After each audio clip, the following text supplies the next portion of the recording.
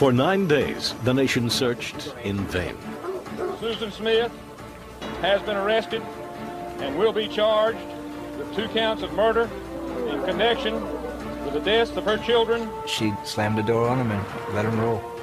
Deliberately, premeditatedly murdered Michael and Alex.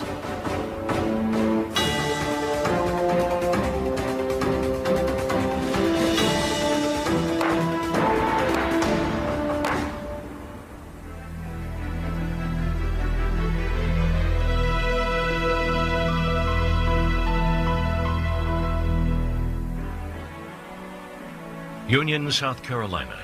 They call it the City of Hospitality. A typical small town where neighbors know one another and life revolves around family and religion. Downtown, only 5 blocks long, is quiet on Sundays, except for the occasional passing train and the ringing of church bells. The nearby textile mills provide steady work for many Union residents.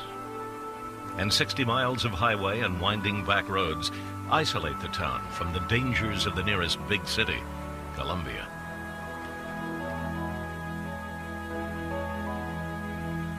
Around 3:30 p.m. on October 25th, 1994, Susan Vaughn Smith left the Konzo Products Company, a fabric trim and tassel manufacturer, where she worked as a secretary. She was upset. Her boyfriend, Tom Findley, the son of the company owner, had recently ended their relationship. At the time, Susan was separated from her husband, David, and had been dating Findley for a few months. The late afternoon air was beginning to chill as the 23-year-old Smith arrived at the daycare center to pick up her 2 young children, 3-year-old Michael and 14-month-old Alex. Unable to get thoughts of her boyfriend out of her head, she stopped at a tavern on her way home, where she sat in the parking lot, talking to a friend from work. She then returned to the office with her kids, hoping to patch things up with Tom. Her efforts failed. At around 6 p.m., Smith finally arrived at her small house on the northern edge of town.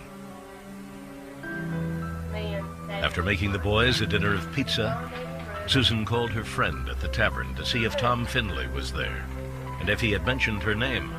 He was, but he had not. Between 7:30 and 8 p.m., Smith strapped her 2 sons into their car seats in the back of her 1990 Mazda Protege. She would later say she thought a drive through the countryside might help clear her head. That she stopped at Walmart to do some shopping, and then got back into the car, intending to drive to a friend's house, but she never made it there. According to the story Smith would later tell, she was stopped at a traffic light behind the Monarch Mill textile plant, 2 miles from quiet Main Street, where a black man broke into her car with a gun in hand. "Drive or I'll kill you," Susan would later report the man as saying. Panicked, Smith said she did as she was told. They drove east on Highway 49, she said, away from downtown Union, the gun pressed against her ribs, the boys crying in the back seat. After about 10 minutes, they reached the access road to John D. Long Lake. Susan said the man abruptly told her to stop the car and get out, then stuck the gun to her side.